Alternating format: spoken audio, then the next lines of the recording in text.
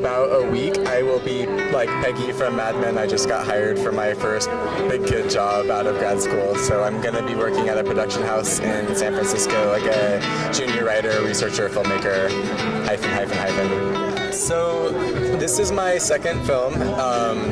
Both the movies that I made were actually thesis projects in some school or another. So this is my grad school project at the UC Berkeley Graduate School of Journalism. I had the incredible fortune of being able to become one of the disciples of the great John Else, who is one of our, all of his students, like documentary heroes, and so this was my second movie.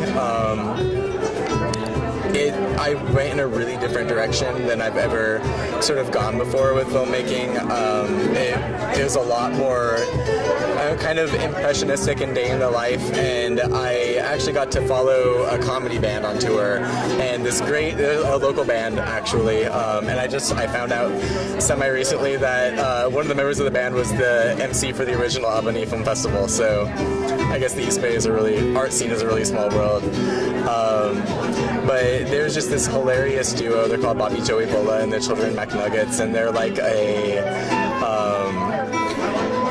acoustic punk satirical sort of like before there was a Tenacious D, there was a Bobby Joey Bola and the Children McNuggets. This hyper creative group of two people who have been doing this for almost 20 years now, and they've had a lot of impact. They've influenced a lot of people. It's sort of about kind of like the struggle between like the tension between like all artists wanting to be able to make a living off of their art, and then also like sort of trying to stay true to your art. And they're one of these groups that has really become part of the substrate, like creative substrate of a place, and has influenced a lot of people.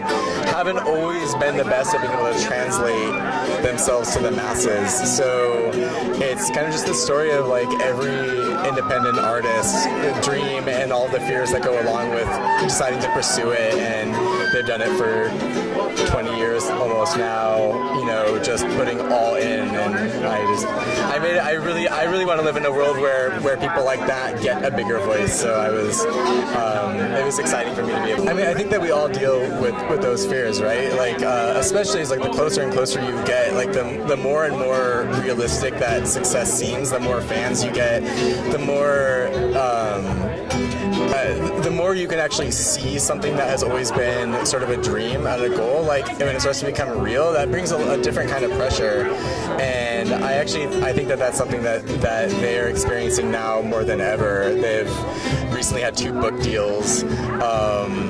They have a songbook that they just put out. They're prolific, and it's been an inspiration more than anything to see people that are.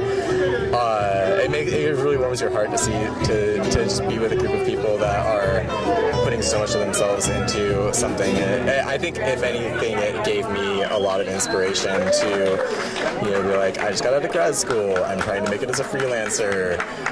This is really hard to actually be like, okay, no, you can do this. You just have to buckle down and focus and just work really, really, really hard, We walked into this room and we're like, whoa, where are we? How did they, it's like a room for a really small regional festival that's only been going for 4 years. I didn't expect it to be this nice. No offense, but it was like, we're like, wow, you guys, they really have it together here. So, but just hearing Jack talk and hearing what it takes to put something like this on, obviously everybody who's doing this loves film so much, and it takes so much heart to get something like this off the ground. So.